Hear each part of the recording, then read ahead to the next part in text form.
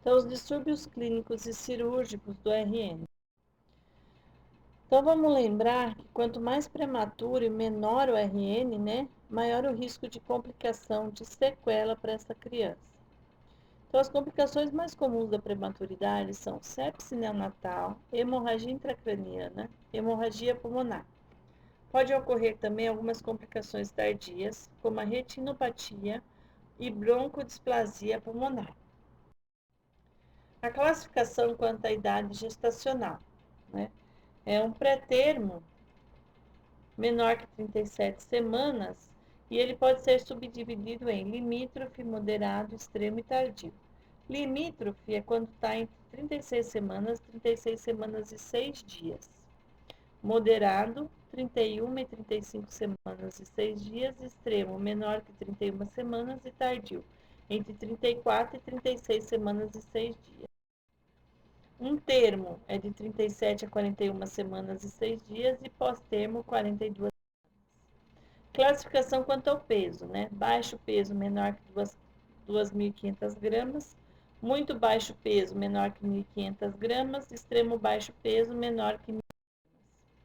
A UTI neonatal, então, é um lugar que está adequado para receber, né, um bebê prematuro, certo? Porque eu tenho uma incubadora aquecida e umidificada para estar recebendo esse bebê, eu tenho um ventilador mecânico equipado, né, montado e testado para estar recebendo, fazer a parte, suporte respiratório desse bebê, um monitor de multiparâmetros, então monitor cardíaco, de respiração, temperatura, pressão arterial, PVC, PAM e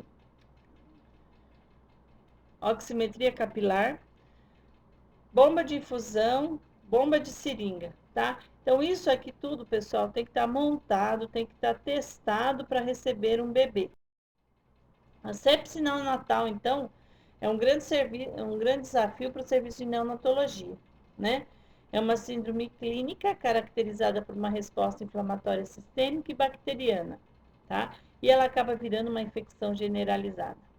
Quais são as manifestações clínicas? Desconforto respiratório, instabilidade térmica, apneia, extensão abdominal, taquicardia, bradicardia, baixa perfusão periférica, letargia e hipotonia.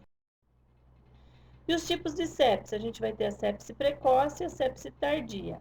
Sepse precoce, né, até 48 horas de vida do RN, se ele apresentar alguma infecção, geralmente está relacionada com os fatores de risco materno. A tardia, após 48 horas de vida, então ela vai estar relacionada com a assistência de saúde do neonato, tá? Então, a sepse precoce, geralmente a mãe teve uma febre, né, 48 horas antes do parto, uma infecção urinária nas últimas 72 horas não tratada, uma colonização por Streptococcus do grupo B sem profilaxia, uma bolsa rota maior que 18 horas. Então, uma infecção do trato genital. E a tardia, ela vai estar relacionada com a assistência de saúde do neonato, prematuridade, os procedimentos invasivos como catéter venoso central, ventilação mecânica, nutrição parenteral e procedimentos cirúrgicos. O diagnóstico. O diagnóstico vai ser através dos fatores de risco, então a importância de uma anamnese materna bem feita, né?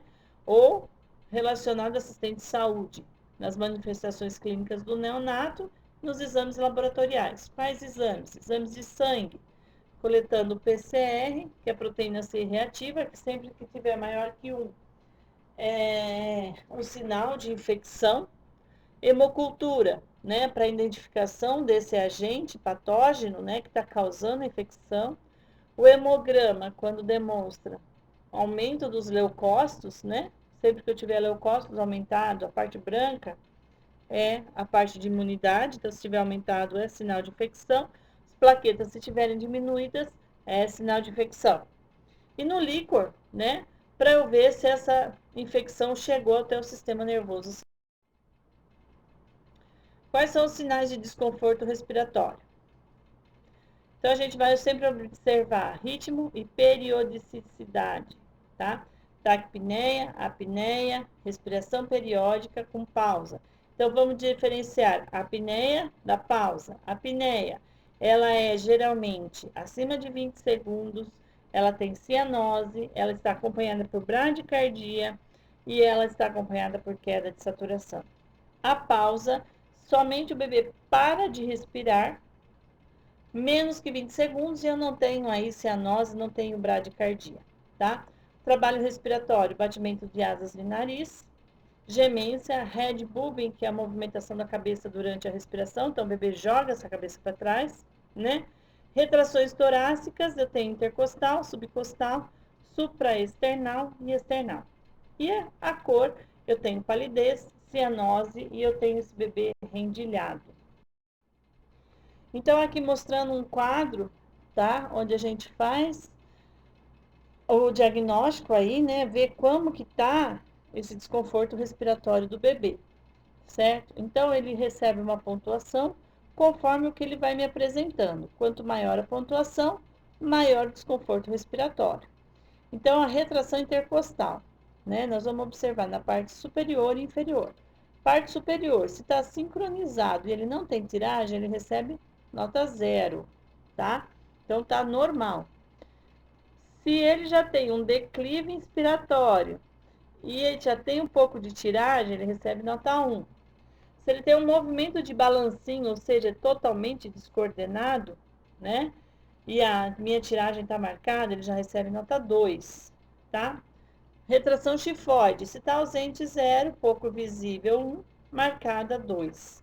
Batimento de asa nasal, se não tem 0, discreta 1, marcada 2. Gemido expiratório, se ele não tem 0, audível com esteto 1 e audível sem esteto 2, né? Então a gente ausculta já, só de chegar perto a gente já ausculta esse bebê gemendo, certo? Então lembrando que a parte superior 0 é o normal, ou 1 ele está começando a entrar no desconforto respiratório e eu vou ter que ver quais são, né, o que está causando esse desconforto para que ele não chegue aqui na parte inferior, nesse vermelho aqui, certo? Então às vezes eu entrando com algumas. Então, às vezes, é a cabeça dele mal posicionada, ele está frio, né? A temperatura fria da incubadora, eu mudando isso, ele não chega nisso. Se ele chegar nisso aqui, provavelmente ele vai ter que ser intubado. Então, alguns distúrbios respiratórios neonatais, taquipneia transitória, síndrome do pulmão úmido, é uma doença aguda caracterizada por desconforto respiratório que pode ser leve e moderado. Ocorre devido à absorção incompleta do líquido pulmonar após o nascimento. A etiologia, né? Parto cesárea, letiva, asfixia neonatal, diabetes mellitus, asma materna e policitemia. Então, a taquipneia transitória, pessoal, é quando o pulmão, né, ele não conseguiu absorver totalmente aquele líquido que estava no pulmão, tá? E aí eu tenho mais problema em respirar, tá? Mas olha, olhando bem que ele é transitório, ou seja, depois de um tempo esse bebê consegue se recuperar, certo? Qual vai ser a consequência? Vai ser um atraso no aleitamento materno, certo? Porque ele não vai poder mamar se ele está desconfortável. A síndrome do desconforto respiratório, então, é mais frequente no prematuro com menos de 28 semanas de gestação. Pode ser por asfixia no parto, filho de mãe diabética, né? Deficiência quantitativa de surfactante. Lembrando que o surfactante é constituído 90% por lipídio, 10% por proteínas, responsável pela diminuição da tensão superficial alveolar, e ele é sintetizado a partir da 20ª semana de gestação. Tem um pico aí por volta da 35ª semana de gestação. A síndrome de aspiração de mecônio, então quando o líquido amniótico está com mecônio, geralmente é sinal de sofrimento fetal. A asfixia no ambiente intrauterino pode levar à liberação de mecônio, aspiração oral, deglutição desse mecônio, aspiração para a traqueia, redução do líquido pulmonar do feto. Os efeitos no pulmão: necrose, edema, colapso vascular das paredes alveolares e hemorragia pulmonar. Dano causado pela aspiração de mecônio, pneumonite química e inflamatória, vasoconstrição pulmonar e inativação do surfactante. O quadro clínico: o bebê tem um líquido amniótico com mecônio, ele vai ter uma coloração amarelada ou esverdeada da pele. Tem características da gestação pós-termo, então ele já tem a unha comprida, a pele seca, enrugada, sem verniz. Ele pode ser um PIG, quer dizer, um pequeno para a idade gestacional, tá? Ele teve uma restrição de crescimento intraútero e vai apresentar sintomas respiratórios. O diagnóstico através do quadro clínico e o raio-x. Então, aqui mostrando, né, um bebê aqui, ó, com mecônio, tá? Então, toda essa parte amarela aí é o mecônio que estava no líquido amniótico dele. Então, o mecônio na árvore brônquica, né, tráqueo-brônquica, o que ele faz? Primeira coisa, obstrução das vias aéreas. Segunda, inflamação química, infecção e inativação do surfactante, que leva a uma telectasia. Se eu tenho uma telectasia, eu não estou tendo, né, uma ventilação, perfusão adequada, né? E se eu não tenho uma ventilação, perfusão adequada, eu começo a reter gás carbônico, faço uma hipóxia e uma acidose, tá? Levando a uma hipertensão pulmonar.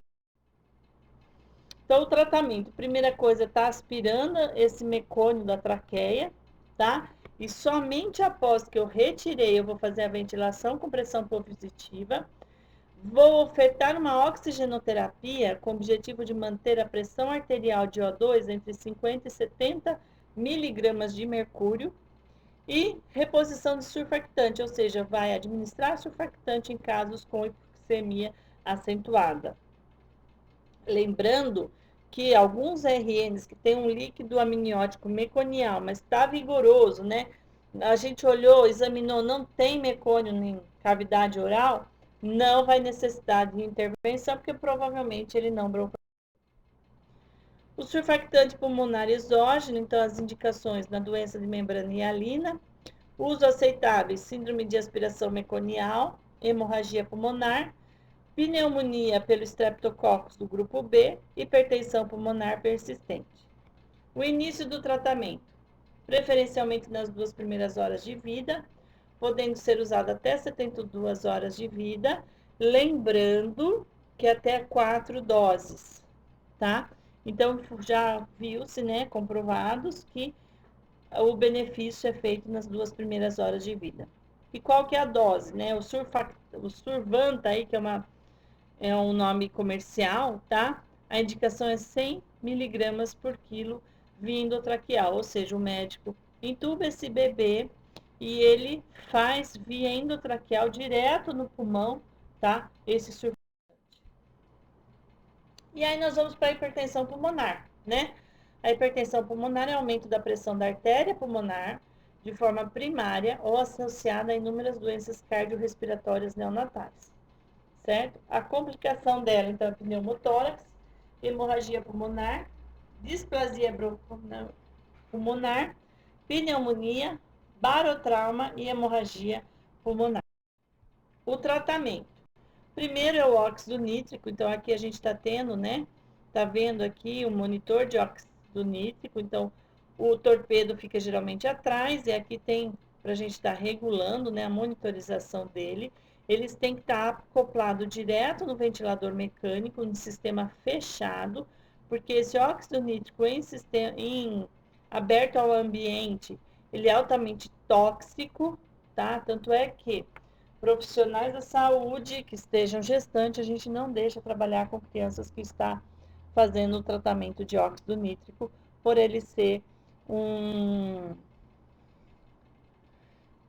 causar danos no feto, tá? E esse sistema fechado, eu tenho que estar com o sistema de aspiração fechado desse RN também. Pacientes, os bebês com hipertensão pulmonar, eles têm manipulação mínima, ou seja, a cada 24 horas somente eu vou mexer com ele. Vou trocar a fralda, a cada 24 horas, tá, pessoal? Junto com o óxido nítrico entra o sildenafil, né, que nada mais é o famoso Viagra, que vai potencializar a ação do óxido nítrico, tá? E o surfactante exógeno, que vai ajudar a expansão alveolar.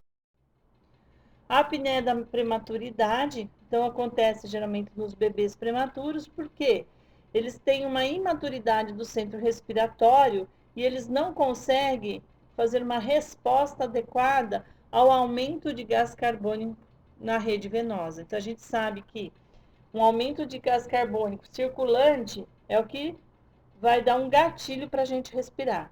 Os bebês prematuros não têm aí o centro respiratório totalmente maduro, então eles não sabem identificar, então eles param de respirar, tá? Então a apneia, ela dura por mais de 15 a 20 segundos e está acompanhada de bradicardia e cianose. O diagnóstico, observação clínica, ultrassom transfontanela, para ver se não tem nenhum sangramento ventricular e exames laboratoriais e, se necessário, um ecocardiograma. Então, aqui mostrando o suporte ventilatório neonatal não invasivo. Aqui são prongs, né, catéteres de alto fluxo e de baixo fluxo que nós usamos. Então, hoje, lembrando que a gente não oferta oxigênio puro ao RN, a gente sempre vai estar fracionado, tá? Então, por isso a gente tem o blender, que são os misturadores, tá? Então, a gente vai dar uma fração de oxigênio junto com ar comprimido, tá? Esse daqui são os CPAPs, então eu tenho uma pronga nasal de CPAP e eu tenho uma máscara nasal de CPAP. Esse daqui é o halo ou UD, tá? Que já está caindo em desuso, porque a gente não consegue avaliar o quanto, né, de fração de oxigênio está indo para esse bebê e a gente não oferta com pressão, tá? Esses daqui, então, são bem melhores, causam menos sequelas nos RNs. E o suporte ventilatório neonatal invasivo é quando o bebê já está entubado, então aqui ele tem uma cânula, né, traqueal acoplada a um respirador, ventilador mecânico, e aqui um bebezinho com uma traqueostomia que também é acoplado, né, a um respirador, ventilador. A hipoglicemia, então, também é uma causa comum, né, nos RNs aí, com os PIGs, os filhos de mãe diabética, né? Então, sempre que eles apresentarem uma glicemia menor que 40 miligramas por decilitro, tá? Eu vou ter que intervir. As manifestações clínicas são inespecíficas, mas eles podem ter tremores, irritabilidade, uma sucção débil, uma letargia, uma taquipneia, né? Uma cianose, uma hipotermia. E eles também estão presentes em outros distúrbios, como sepse e desconforto. Como é que a gente vai diferenciar? Através da glicemia capilar, tá? Então, nos bebês de risco, a gente faz 1 hora de vida, 2, 4, 6, 8, 12, tá? E aí volta de 6 em 6 se necessário, certo? Então, o que acontece? O bebê, quando ele está dentro do útero da mãe, ele recebe uma oferta alimentar contínua, né? Quando ele nasce, o que acontece? Ele chega a um jejum, né? Porque ele não vai receber mais continuamente, certo? E aí ele tem as reservas de glicogênio, que fornece glicose por aproximadamente 4 horas de jejum. Então, por isso que, né, a gente fala do bebê livre demanda para mamada, ou então a cada 3 horas, certo? Se mesmo a gente ofertando leite, o bebê não apresentou uma melhora dessa glicemia, o tratamento é feito com glicose a 10%, na dose de 2 miligramas por quilo ou 2 ml por quilo, intravenoso em bolos, ou seja, a gente faz, né, rapidamente essa glicose aí, tá?